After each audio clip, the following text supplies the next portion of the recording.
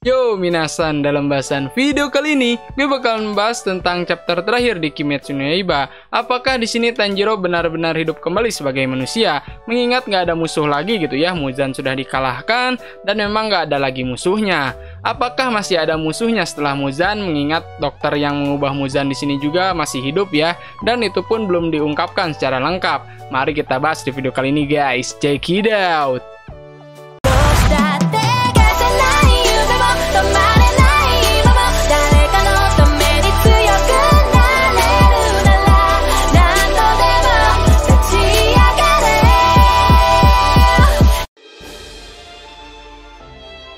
Lanjut di pembahasan part 3. Pada chapter ke-201 diperlihatkan masa lalu Muzan yang sangat kelam. Muzan dihantui oleh rasa takut yang sangat dahsyat. Entah berapa kali di sini jantungnya berhenti. Muzan bisa merasakan semua hal itu ketika masih dalam kandungan ibunya. Bahkan saat sudah lahir ke dunia, banyak yang mengatakan bahwa sebenarnya Muzan ini telah tiada karena tidak ada jantung ataupun nafas. Sudah siap juga untuk dikuburkan pada saat itu. Dia terus bertarung melawan dirinya sendiri, hingga akhirnya bisa menangis untuk pertama kalinya.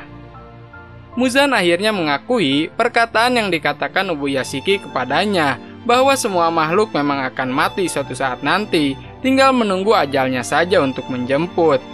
Muzan bahkan tidak bisa mengingat apapun, bahkan orang yang sudah dihabisinya.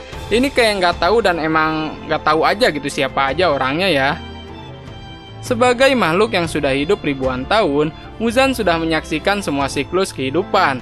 Dan untuk pertama kalinya, dia menangis karena sebentar lagi dia akan menghilang dari dunia ini. Tubuh Muzan akan hancur dan terbakar oleh sinar matahari yang sangat panas dan kemudian menghilang menjadi abu. Muzan sendiri menyatakan meskipun dia sendiri sudah dikalahkan, tetapi pikirannya akan terus ada. Di sini, dia menyebutkan bahwa pikirannya adalah kekal dan tidak bisa dihancurkan. Dari situlah Muzan akan memindahkan pikirannya ke dalam tubuh Tanjiro, meskipun tubuhnya sudah tiada. Nafas dan jantung Muzan sudah tidak bisa lagi hidup, tetapi selnya ini masih ada dan tidak sepenuhnya hancur. Kita sudah mengetahuinya bahwa sel Muzan ini tumbuh di dalam mata Tanjiro. Muzan memutuskan untuk menuangkan seluruh kekuatannya ke dalam tubuh Tanjiro. Dengan begitu, Muzan akan menjadi Raja Iblis yang kebal terhadap apapun, termasuk sinar matahari.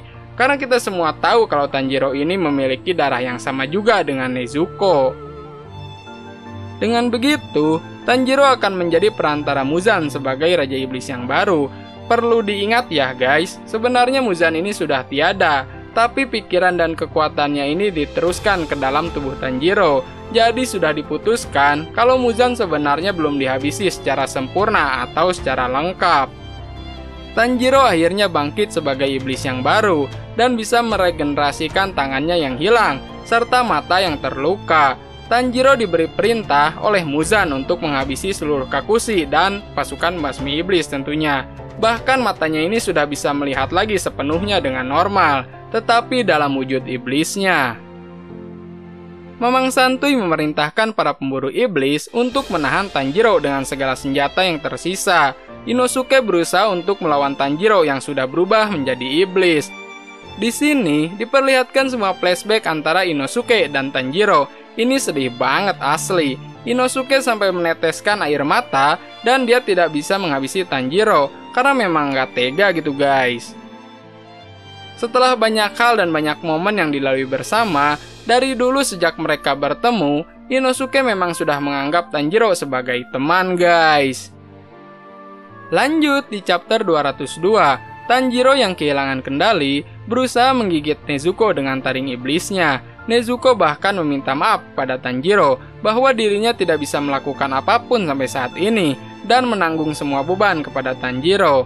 Tanjiro masih belum sadar juga dan masih terus menyakiti Nezuko. Zenitsu tidak diam saja dan berusaha untuk menyadarkan Tanjiro sebisa mungkin.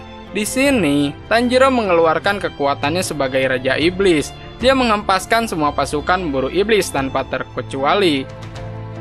Tanjiro mengeluarkan ekor dari dalam tubuhnya dan menjadi iblis yang lebih kuat lagi. Di sini Nezuko tidak bisa melakukan apa-apa dan hanya bisa memegang Tanjiro dengan erat. Mamang Santuy pun segera memutuskan untuk menghabisinya. Yang ditakutkan, dia bisa menyakiti dan menghabisi para pemburu iblis yang lain. Mamang Santuy sudah tidak bisa merasakan harapan dari dalam diri Tanjiro. Pedang Nichirin ataupun sinar matahari tidak mampu untuk menghabisi Tanjiro yang sudah berubah menjadi iblis. Dia bahkan bisa menembakkan sesuatu dari dalam mulutnya. Untungnya, di sini Nezuko bisa menghentikan hal tersebut dengan tangannya. Mamang Santuy merasakan hal aneh kenapa Tanjiro ini tidak segera menghabisi Nezuko, padahal dia ini tepat di depan matanya. Yushiro ingin menolong Tanjiro, tapi karena ada sinar matahari, dia tidak bisa melewati itu dan hanya bersembunyi di samping reruntuhan. Yushiro tidak bisa menggunakan teknik iblisnya di bawah sinar matahari, karena semua itu akan menjadi percuma dan menjadi abu. Di sini ada secercah harapan. Shinobu meninggalkan sesuatu kepada Kanao, berupa obat yang dipergunakan untuk merubah iblis menjadi manusia. Kanao berusaha untuk menyelamatkan Tanjiro dengan satu mata yang tersisa. Karena kita tahu kalau Kanao ini buta sebelah di pertarungan sebelumnya melawan Douma. Meskipun Kanao menerima serangan dari Tanjiro, dia berhasil menyuntikkan obatnya kepada Tanjiro. Perlahan Tanjiro pun bisa mendengar suara Nezuko yang berusaha untuk menyelamatkan kakaknya. Pada chapter ke-203, Tanjiro akhirnya bangun tapi masih di alam bawah sadarnya. Dia mendengar suara Nezuko untuk kembali dan pulang. Di sini pun Tanjiro mengakui kalau dirinya sudah lelah dan ingin kembali. Saat Tanjiro ingin kembali, Muzan mencegahnya dan berkata, "Apa gunanya jika kau kembali? Tak ada apapun di sana kecuali orang yang sudah dihabisi." Muzan bahkan berbohong kepada Tanjiro kalau Nezuko ini sudah tiada dan Tanjiro lah yang sudah menghabisinya. Di sini Mimin kesel banget sama perkataan si Muzan sengklek ya. Muzan berusaha keras untuk mencegah Tanjiro kembali dengan mengatakan, Tanjiro lah penyebab semua orang yang telah tiada, termasuk keluarganya. Kau akan disalahkan dan tidak ada yang menginginkanmu hidup di atas sana. Tanjiro bisa merasakan kalau Muzan itu berbohong tentang semuanya. Faktanya semua orang mengkhawatirkannya. Muzan terus mencegah Tanjiro. Gak ada capek-capeknya nih orang ya. Tanjiro merupakan impian Muzan yang selama ini dia cari. Dia ngomong lagi nih kepada Tanjiro. Jika kau mempercayai orang lain dan terus begitu, maka kau akan hidup beberapa tahun dan mati. Itu semua merupakan hal yang tidak berguna dan harus kau buang. Muzan terus merayu Tanjiro aja ya. Kalau kau hidup sebagai iblis, maka kau akan kekal abadi. Tanjiro ingin hidup dan kembali sebagai manusia seutuhnya. Tidak peduli Muzan mau berkata apapun tuh nggak didengerin ya. Akhirnya, semerbak bunga wisteria semakin menolong Tanjiro untuk kembali. Di sini Tanjiro mengatakan hal yang amat pedih kepada si Muzan.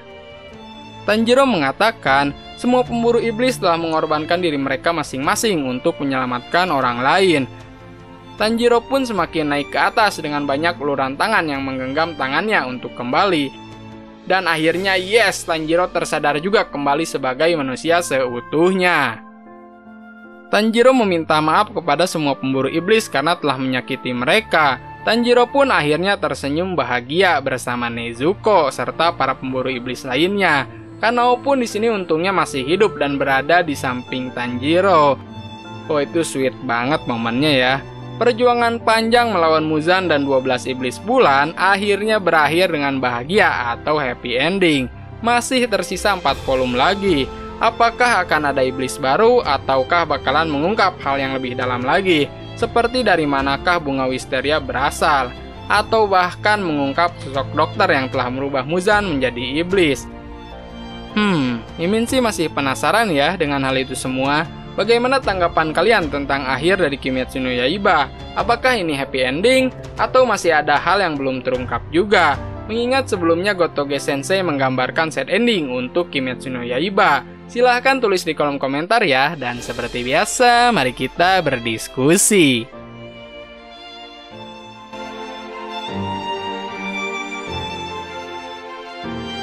Sekian bahasan video kali ini tentang chapter terakhir di Kimetsu no Yaiba. Kalau kalian ada masukan atau saran untuk video ini atau buat next video selanjutnya, silahkan kalian tulis di kolom komentar guys. Jangan lupa di like, komen, dan subscribe dan di share ke teman-teman kalian dan seluruh media sosial kalian supaya channel ini makin maju lagi dan makin berkembang lagi guys, karena anime bukan kartun. Goodbye guys.